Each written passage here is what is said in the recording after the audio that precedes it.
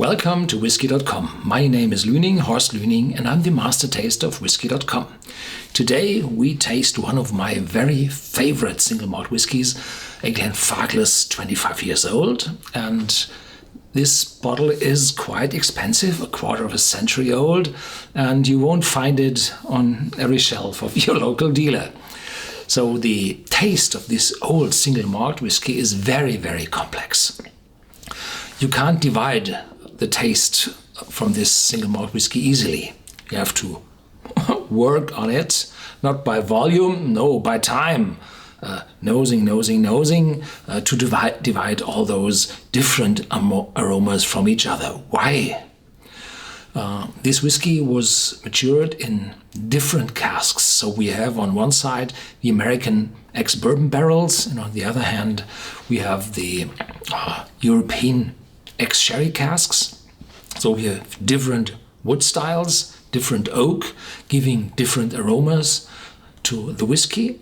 And we have a very old whiskey. Glenfarclas, I had already a few of them, so I'll give you the links here. What is important also is that the sherry casks are not first fill, or not all first fill. There are some first fill and some second fill, so that these sweet and fruity sherry casks do not cover the distillery character completely, so that you're not able to find the distillery character in the final whiskey. This happens quite often when the whiskey becomes old. There is a fine balance you have to keep between the distillery character and the cask maturation. So if you mature too long in too active casks, then the final taste will be special, like the Glenfarclas 1962 I think I had. It was very old and very intense. Yeah, there is from time to time a small assortment of these miniature bottles on the market, and I was happy to get my hands on one, so I do not have to open a full bottle.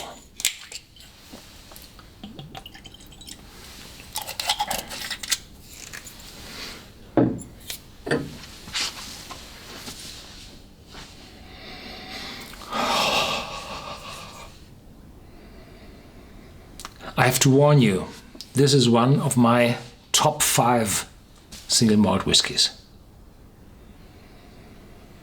So whatever I say here, be careful. There's a bias on it.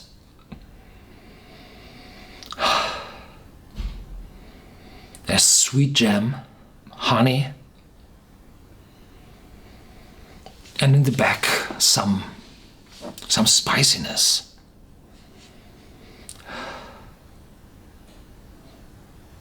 Coffee? No, not so bitter. Chocolate, some chocolate in the back.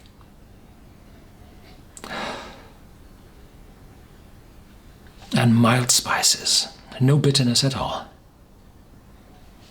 It's full and fragrant. Spiciness. Which spices?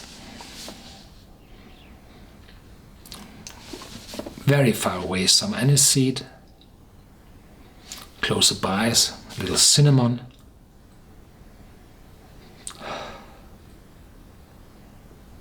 Perhaps mild pepper? No, nuts.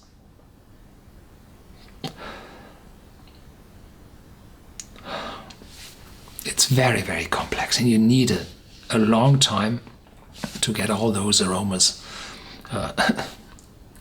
divided from each other, but I do not have the time here, so we have to switch over to the taste.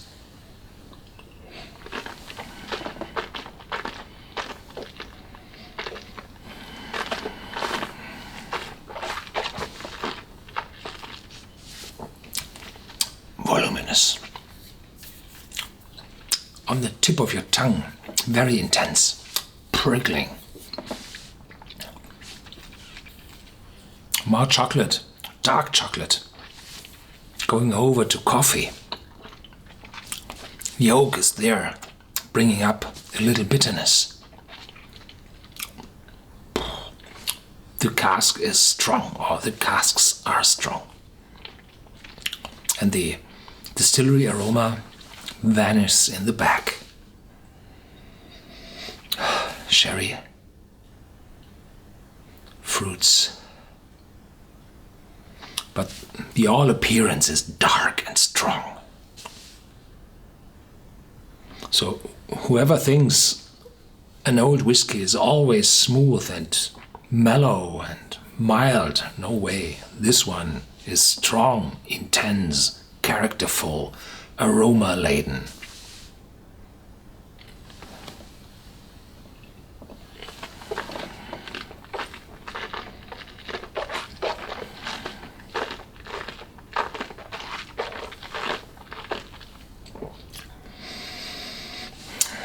A wonderful dram. As always, when I tasted it, there are little differences between the batches. The batches are not too big.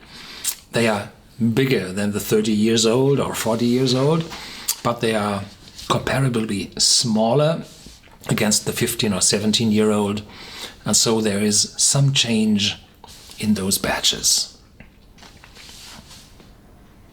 So if you like this 25-year-old very much, then hurry up to get a second one.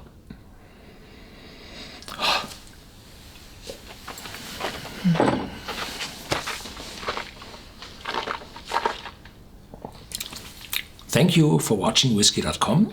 Stay tuned, there's more to come. Give me a thumbs up and feel free to share this video.